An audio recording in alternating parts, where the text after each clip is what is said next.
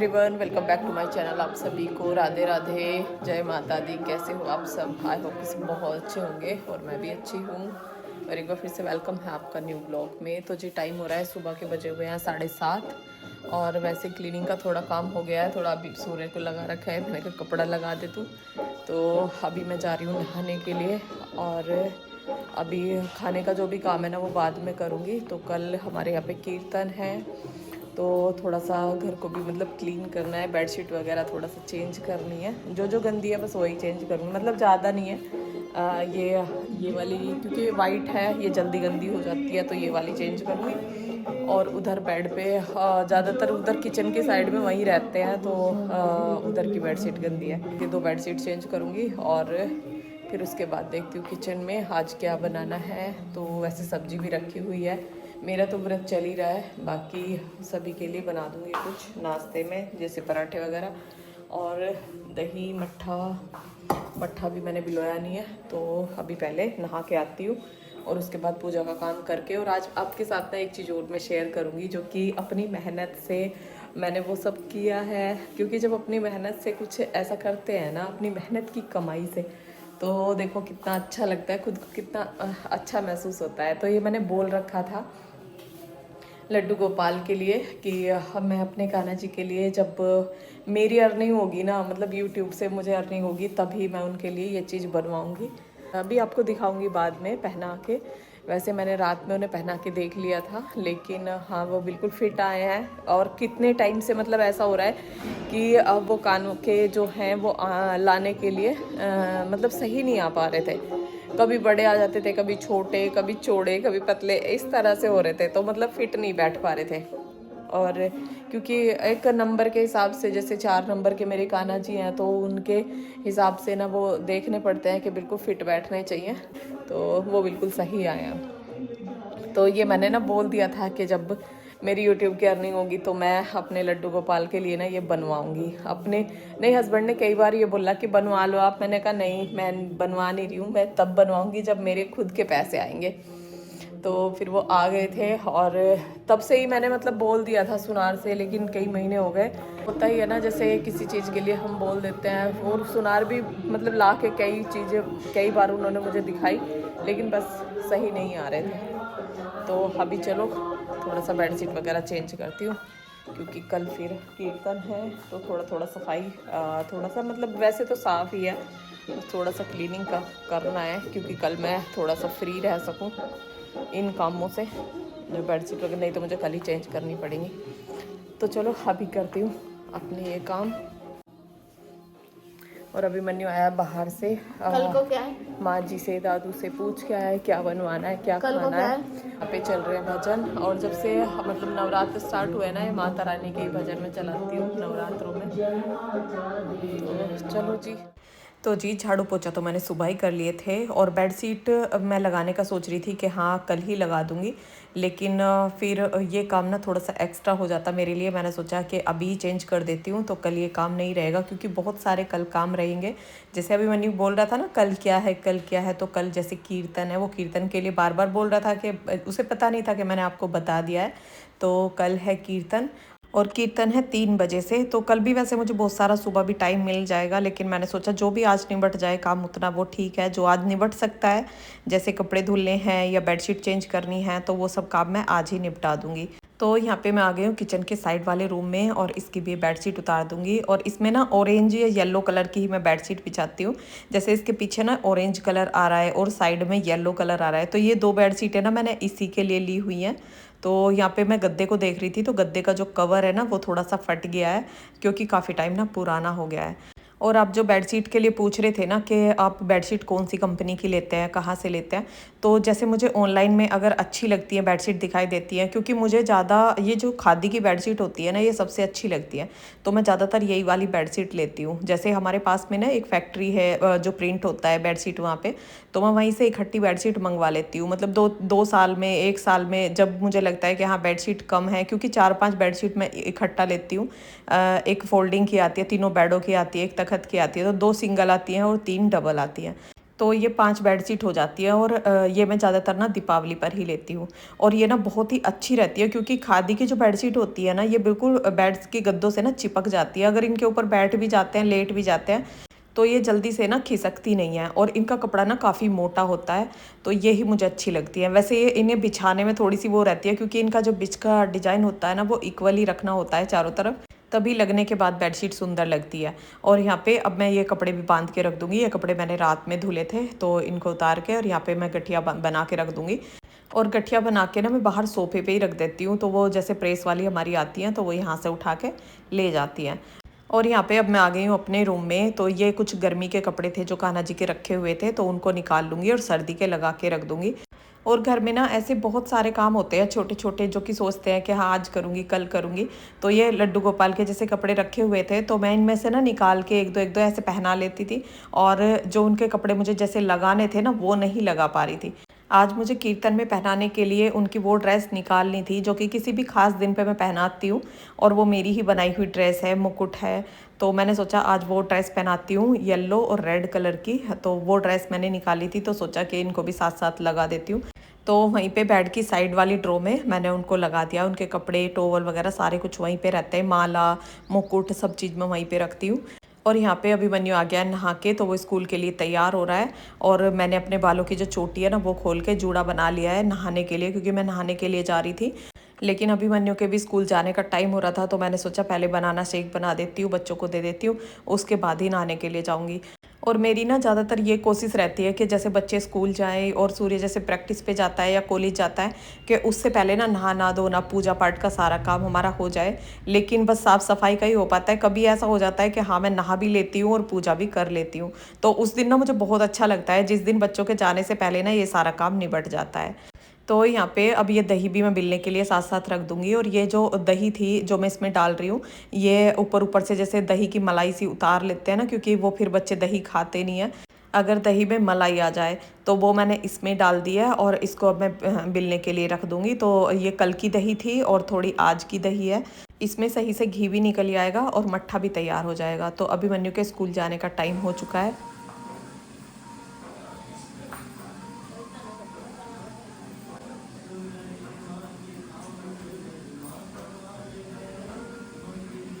बाकी सभी YouTube family को मेरी तरफ से राधे राधे।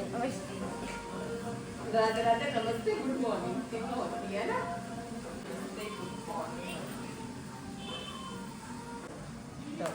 बाय।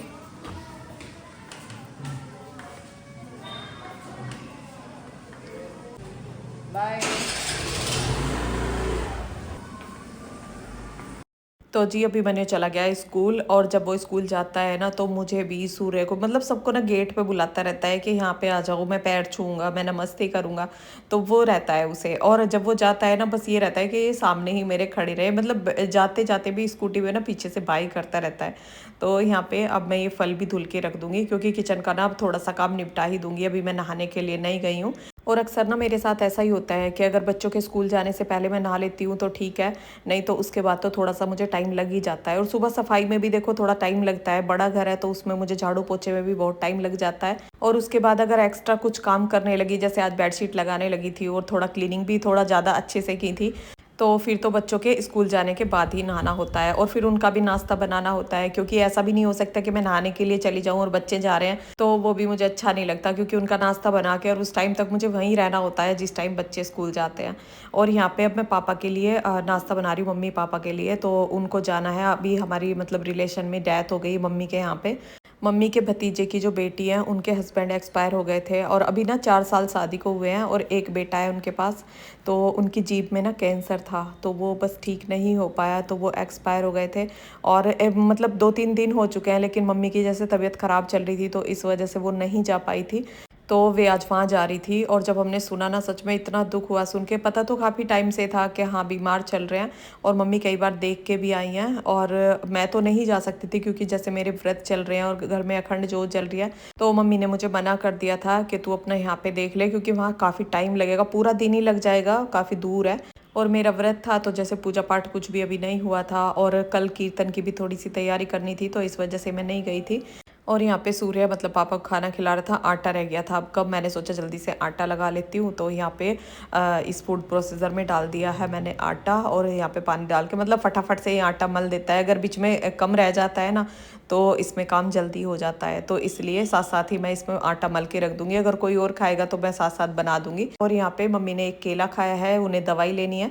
सुबह उन्होंने चाय ले ली थी और खाने के लिए उन्होंने मना कर दिया था कि खाने की तो मतलब इच्छा ही नहीं है। और आज इस ब्लॉग में जो मैंने कान्हा जी के अपने लड्डू गोपाल के लिए अपनी यूट्यूब की कमाई से जो मैंने मंगाया है वो भी आपके साथ शेयर करूंगी। वो मैंने पहले आपको बताया भी था। उससे पहले आपके कुछ कमेंट हैं ज़रूरी जिनका कि मुझे रिप्लाई करना है। आप बोल रहे थे कि मुझे नाश्ते के बाद बहुत ज़्यादा नींद आती है, और ये कमेंट ना कई बार आ चुका है। तो कार्बोहाइड्रेट की जैसे मात्रा ज़्यादा हो जाती है, तो मैंने आपको बताया था कि उसकी वजह से भी नींद ज़्यादा आ सकती है। और अगर हमारी रात में नींद पूरी नहीं हो रही है तो उसकी वजह से भी नींद आ सकती है।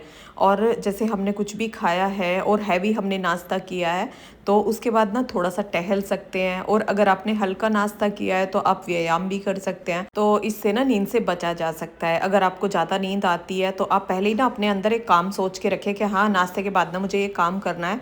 नींद तो आपको आएगी लेकिन आपका दिमाग ना उस काम की तरफ लग जाएगा, और नींद का एक टाइम बन जाता है। तो उसी टाइम में ना हमारी आंखों में नींद भरने लगती है, और फिर जब थोड़े टाइम हम उसको टाल देते हैं ना तो फिर नींद भाग जाती है। तो इस तरह से आप करके देखें, हो सकता है आपकी प्रॉब्लम का सॉल्यूशन हो जाए। और यहाँ पे अब मैं नहा के आ गई हूँ, मैंने लगा लिया फेस पे मॉइस्चराइजर। और ये मैं इसलिए लगा रही हूँ अब क्योंकि स्किन ना थोड़ी ड्राई ड्राई सी हो रही है, जैसे मौसम चेंज हो रहा है। तो यहाँ पे मैंने ग्रीन कलर की बिंदी लगाई जिस कलर का मेरा सूट है, और अब थोड़ा सा लिपस्टिक लगा लूँगी तो तैयार होंगी पूजा के लिए। अब उसके बाद पूजा करूँगी। और आपके जो अपर लिप्स के लिए और चिन के हेयर के लिए जो कमेंट था कि कोई ऐसी रेमेडी बताएं जिससे कि ये हेयर ना आए, तो ऐसा तो नहीं होता है कि नहीं आए, लेकिन हाँ काफ़ी हद तक ना हेयर कम हो जाते हैं। जैसे आपने अपर लिप्स घर पे किए हैं या पार्लर में कराए हैं, तो उसके बाद फिटकरी का एक टुकड़ा लेकर और उसे पानी में भिगो के ना उस जगह आप हल्का हल्का रब कर सकते हैं। तो उससे ना हेयर की जो ग्रोथ होती है वो कम हो जाती है और हेयर मतलब बारीक निकलते हैं। और अगर आपको फेस के हेयर घर पे ही हटाने हैं तो आधा चम्मच आटा ले लें और आधा चम्मच बेसन और एक चुटकी ले हल्दी, और उसमें आप रोज़ वाटर भी डाल सकते हैं और सिंपल वाटर भी डाल सकते हैं, और एक दो ड्रॉप डाल लें कोकोनट ऑयल। और जिधर को आपके हेयर है ना उसी साइड को उसी डायरेक्शन में आप उसे लगाएं, और फिर जब उसको छुड़ाएं तो ऊपर की साइड को करके छुड़ाएं। जैसे नीचे की साइड को हेयर है तो ऊपर की साइड को उसके छुड़ाएं।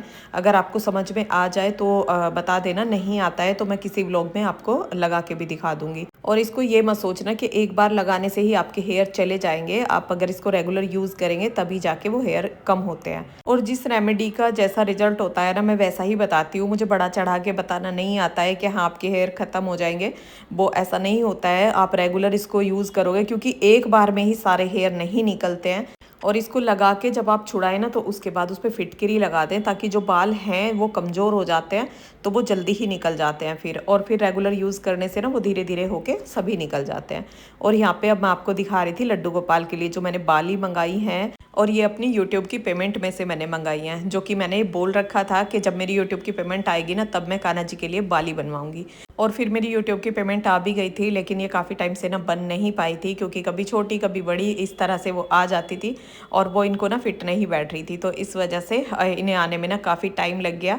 और हमारे आसपास में और मतलब बहुत लोग ऐसा बोलते थे कि यूट्यूब से कहाँ पेमेंट आती है, कहाँ अर्निंग होती है। तो जब मैं ये सब सुनती थी ना कि वीडियोस बनाते हैं क्या होता है इनसे, तो तब बस भगवान से वो बातें शेयर करती थी। और तभी मैंने भगवान के सामने बैठ के ये बात बोली थी कि भगवान जब मेरी पेमेंट आ जाएगी ना उसके बाद आपके जो कानों की बाली बनवाऊंगी गोल्ड की। और ये सब भगवान की कृपा से, आपके सपोर्ट से और बड़ों के आशीर्वाद से ही हुआ है। और मैं कुछ करना चाहती थी, मतलब पहले से ही मेरे अंदर ये एक इच्छा थी कि मैं कुछ करूं, मैं कुछ कमाऊं। क्योंकि घर के जो काम होते हैं ना वो सच बताऊं मुझे कुछ भी नहीं दिखाई देते हैं। मुझे ऐसा लगता है कि कुछ एक्स्ट्रा काम भी होना चाहिए। जब हम घर के कामों से फ्री हो जाएं तो उसके बाद कुछ और काम करें। तो कभी मेरे अंदर आता था कि एक बुटीक खोल लेती हूँ, कभी होता था कि पेंटिंग का काम कर लेती हूँ। मतलब बहुत सारी चीज़ें मेरे अंदर चलती रहती थी। और ये सब ना आपके साथ एक दिन डिटेल में शेयर करूँगी। इसके लिए आपके कमेंट भी होते हैं, अपने बारे में बताओ, यूट्यूब जर्नी शेयर करो। और यूट्यूब पेमेंट के लिए भी आपने पूछा था, तो उसके लिए तो मैंने बता दिया था कि यूट्यूब पेमेंट मेरी आनी शुरू हो गई है। और उसके लिए ना आपका बहुत बहुत धन्यवाद, क्योंकि आपके बिना वो सब चीज़ें नहीं हो पाती है, आपके सपोर्ट के बिना। तो ये मेरा एक सपना था कि मैं कुछ करूं और ये सपना पूरा हुआ है, और वो किया है आपने।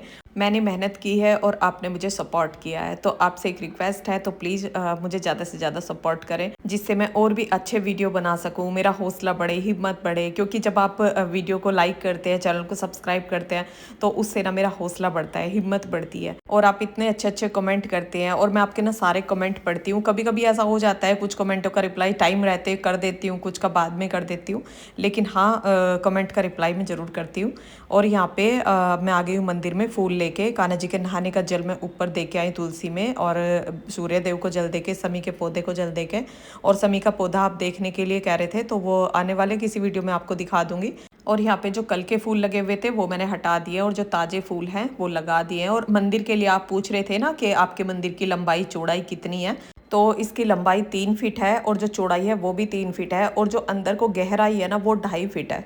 तो इतना लंबा चौड़ा मंदिर ना ठीक रहता है, मतलब तस्वीरें सारी आराम से आ जाती हैं। क्योंकि अगर हम ज़्यादा बड़ा बनवा लेते हैं ना, उसमें भी फिर खाली खाली सा दिखाई देता है, तो वो भी अच्छा नहीं लगता, और वो जगह भी ज़्यादा लेता है। तो इतना बड़ा मंदिर ना बिल्कुल सही रहता है। और यहाँ पे अब पूजा मैंने कर ली है, अब लगा दूंगी मैं भोग। भोग के लिए आप पूछ रहे थे कि भोग आप कैसे लगाते हैं, कितना टाइम भोग को रखते हैं, और सबको अलग अलग भोग लगाते हैं क्या। तो मैं मंदिर में एक ही जगह भोग लगाती हूँ, और उस भोग को कम से कम 10 मिनट वो वहाँ पे रखा रहता है, 10 मिनट 5 मिनट रखा रहता है। फिर उसके बाद भोग ला के ना उसको सभी में ना बांट देती हूँ।